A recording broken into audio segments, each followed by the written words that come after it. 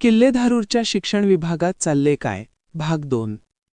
किल्लेधारूर येथील गट शिक्षणाधिकारी कार्यालयातून केज येथील गट शिक्षणाधिकारी कार्यालयात बदली झालेले केंद्रप्रमुख सय्यद हकीम यांची किल्लेधारूर येथे झालेली प्रतिनियुक्ती रद्द करण्याची मागणी महाराष्ट्र प्रदेश काँग्रेस कमिटीचे तालुका अध्यक्ष बाबासाहेब गायसमुद्रे यांनी निवेदनाद्वारे केली आहे.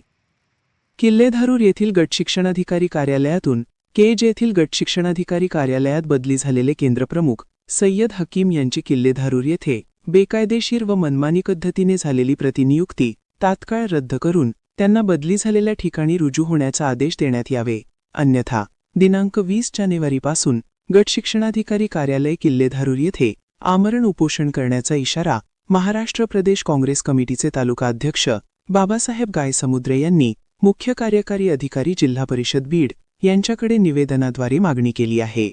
प्रहार क्रांती न्यूजसाठी हरिभाऊ मोरे, किल्लेधारूर, बीड.